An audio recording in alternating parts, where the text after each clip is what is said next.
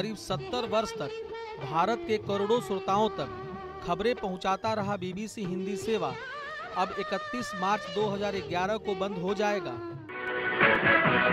BBC London से आप सुन रहे हैं कार्यक्रम आज के दिन। अभी बाकी है खबर मध्य प्रदेश के उस युवक की जिसने हिंदी भाषियों के लिए एक आसान कंप्यूटर सॉफ्टवेयर तैयार किया है। बीबीसी में कुछ वर्षों से एक के बाद एक हो रही कई कटौतियों और परिवर्तनों ने हिंदी भाषाई लोगों को निराश कर दिया है।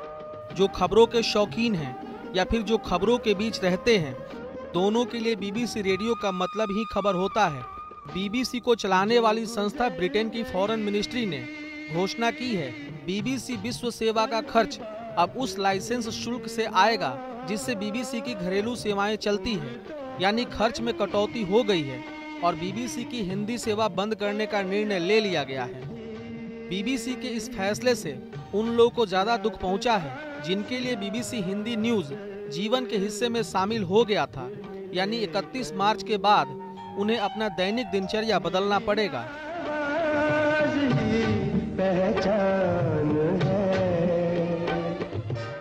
बीबीसी को मिलने वाले लाइसेंस शुल्क पर प्रश्नचिन्ह लगने लगे हैं। आज बीबीसी राजनीतिक दबावों और बाजारवादी शक्तियों के बीच घिरी दिखाई देती है।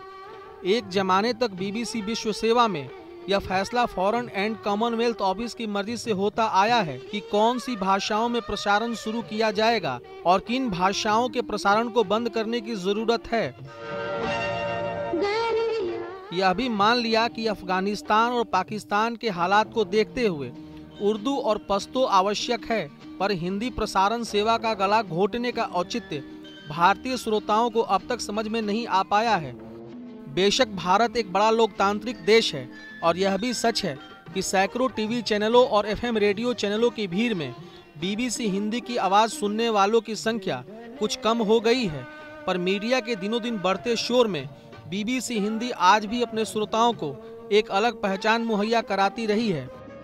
वैसे बीबीसी हिंदी का शॉर्टवेव प्रसारण बंद करने की घोषणा के साथ प्रबंधकों ने आश्वासन दिया है कि एफएम प्रसारण जारी रहेगा, बीबीसी हिंदी की वेबसाइट का अस्तित्व बरकरार रहेगा। लेकिन सवाल ये है कि भारत में पोर्टल चलाकर बीबीसी कितने पाठकों को अपने पास बुला पाएगा।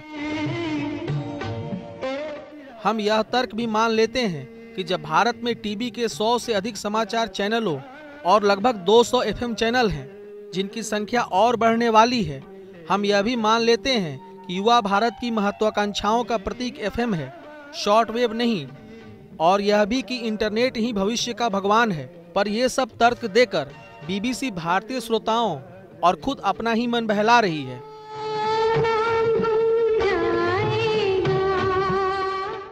भारतीयों ने हिंदी टेलीविजन में बीबीसी का वो दौर भी 1996-97 का देखा है, जब एक छोटे सफल प्रयोग के बाद से हिंदी में टीवी शुरू करने की आधी अधूरी कोशिशें इतिहास के पन्नों में बंद हो गई।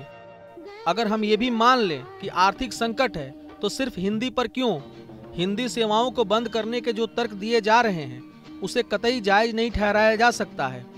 फिर भी इसको बंद करने का कारण क्या है? अगर ब्रिटेन ने इस सेवा के जरिए अपने हित पूरे किए हैं और वे पूरे हो गए हैं, तो रेडियो सुनने वालों को बेशक पता नहीं चलेगा, लेकिन जब जानेंगे तो कहेंगे बीबीसी हिंदी सेवा बंद करने का निर्णय राजनीतिक है। प्रकाश पीयूष, P7 न्यूज, दिल्ली।